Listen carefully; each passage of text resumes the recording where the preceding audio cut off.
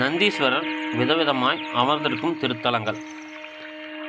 சிவாலயத்திற்குள் நுழைந்ததும் விநாயகப் பெருமானை வழிபட்டு கொடிமரத்துக்கு வணக்கம் செலுத்திவிட்டு நந்தியும் பெருமாளை வேண்டிக் கொண்டே பின் சிவபெருமானை வழிபட வேண்டும் என்பது விதியாகும். கொடிமரத்திற்கும் நந்திக்கும் இடையில் நந்தியின் பின்புறம் இருந்து இறைவனை நோக்கி வழிபட வேண்டும். இந்த நந்தியை அதிகார நந்தி என்பார். இவர் பூவுலகில் கடுமையாக தவம் செய்து 16 வரங்களை பெற்றவர். சிவகணங்களின் தலைவர். சிவாலயங்களில் கொடிமரத்துக்கு பக்கத்தில் இருக்கும் அதிகார நந்தியை அடுத்தபடியாக ஒரு நந்தி காட்சி தரும். அது மால்விடை எனப்படும் விஷ்ணு நந்தி. திரிபுர சம்ஹார காலத்தில் திருமால் நந்தி வடிவம் எடுத்து சிவனை தாங்கினார் என்பது புராணம். கொடிமரம் இல்லாத கோவில்களில் சிவனை நோக்கி ஒரு நந்தி காட்சி தருவார். இவரை பிரகார நந்தி என்பார். சிவபெருமானுக்கு அருகில் நெருக்கமாக இருக்கும் நந்தி தர்ம நந்தி எனப்படுவார். இந்த நந்தியின் மூச்சுக்காற்று சுவாமியின் மீது பட்டுக்கொண்டே இருக்கும். அதனால் நந்திக்கும் சுவாமிக்கும் இடையே செல்லக்கூடாது. பழமையான சிவாலயங்களில் அதிகபட்சம் 9 நந்திகள் இருக்கும். அவை பத்ம நந்தி, நாகநந்தி, விநாயக நந்தி, மகாநந்தி, சோமநந்தி, சூரிய நந்தி, கருட நந்தி, விஷ்ணு நந்தி, சிவநந்தி என்பதாகும். இந்த 9 நந்திகளையும் நந்தியால் ஸ்ரீசைலம் ஆகிய திருத்தலங்களில் தரிசிக்கலாம்.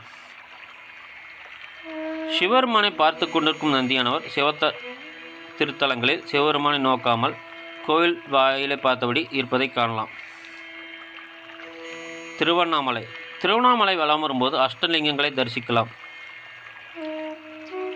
அங்குள்ள நந்திகள் அனைத்தும் கருவறையில் அருள் புரியும் சிவலிங்கத்தை பார்க்காமல் திருவண்ணாமலையை பார்த்த வண்ணம் இருப்பதை காணலாம். திருவண்ணாமலையே சிவரூபமாக இருப்பதால் இந்த கோலம் என்பர். திருப்புன்கூர். நந்தனார் தாழ்ந்த குலத்தில் பிறந்தவராகதால் அவரை அந்த காலத்தில் கோவிலுக்கு செல்ல அனுமதிக்கவில்லை.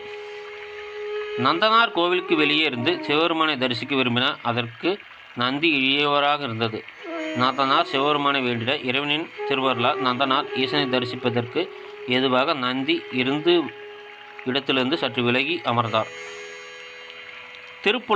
திருப்புல்லார் என்னும் இத்தலத்தில் 7 அடி உயரமுள்ள நந்தி சிவபெருமானை சன்னதிக்கு நேராக இல்லாமல் சற்று விலகி இருப்பதை காணலாம். பட்டீஸ்வரம் சிவாலயத்துக்கு ஞானசம்பந்தர் வெயிலில் வருவதை காணப்பெறாத இறைவன் தன் முத்துக்குடையை கொடுத்து அனுப்பினார். ஞானசம்பந்தரின் துன்பம் தாளாத இந்த கோவில் நந்திகள் அனைத்தும் ஞானசம்பந்த சிவபெருமானை நன்கு தரிசிக்கும் வண்ணம் சற்றும் நகர்ந்தே இருக்கும். இதேபோல நந்தி விலகியிருக்கும் தலங்கள் திருப்புன்கூர், திருப்பூந்துருத்தி ஆகியவையாகும். சற்று வித்தியாசமான கோலத்தை புறமுதுகை காட்டிக் கொண்டிருக்கும் நந்தியை சில தலங்களில் காணலாம். திருவல்லம். வட ஆற்காடு மாவட்டத்தில் உள்ள திருவல்லம். ஒருமுறை கோவில் குருக்கள் சுவாமிக்கு அபிஷேக தீர்த்தம் எடுத்து வரும்போது கஞ்சன் என்னும் அரக்கன் இடையூறு செய்தார். குருக்கள் சுவாமியிடம் முறையிட சுவாமி நந்தியை பார்த்து கஞ்சனை கவனிக்கும்படி சொன்னார். நந்தியிடம் அடிபட்ட கஞ்சன் இனிமேல் குருக்களுக்கு தொந்தரவு கொடுக்க மாட்டேன் என்று சத்தியம் செய்து கொடுத்துவிட்டு உயிர் தப்பினான். இருந்தாலும் அவன் மீண்டும் தொந்தரவு கொடுக்காமல் இருக்க கோவிலின் வாயிலை நோக்கிய வண்ணம் இறைவனுக்கு புறமுதுகு காட்டி நிலையில் உள்ளார். திருவைக்காவூர். கும்பகோணம் அருகில் திருவைக்காவூர் திருத்தலம் உள்ளது. இத்தலம் சிவராத்திரி தலமாக கருதப்படுகிறது. சிவபக்தனான வேடன் ஒருவன் கோவிலுக்கு ஈசனை வணங்கி கொண்டிருக்கும் போது அவன் உயிரை பறிக்க யமன் வந்தான். சிவாலயத்திற்குள் யமன் நுழைவதைக் கண்ட நந்தியும் துவாரபாலகர்களும் தடுக்க யமன் திரும்பிச் சென்றான். மீண்டும் யமன் கோவிலுக்குள் வராமல் தடுக்க நந்தியும் பெருமாள் இங்கு வாயிலை நோக்கி உள்ளார். பெண்ணாடகம். விருத்தாச்சலத்துக்கு மேற்கே 15 கிலோமீட்டர் தூரத்தில் உள்ளது பெண்ணாடகம். ஒரு சமயம் பெண்ணாடகத்தில் கடும் மழை தொடர்ந்து பெய்து ஊரை சுற்றி வெள்ளம் சூழ்ந்தது. அந்த ஊர் மக்கள் இறைவனை வேண்டவே இறைவன் நந்தியிடம் வெள்ளத்தை உறிஞ்சி மக்களை காப்பாறும்படி ஆணையிட்டார். உடனே நந்தியும் பெருமாள் கிழக்கு பக்கமாக திரும்பி மழையால் ஏற்பட்ட வெள்ள நீரை குடித்து மக்களை காப்பாற்றினார்.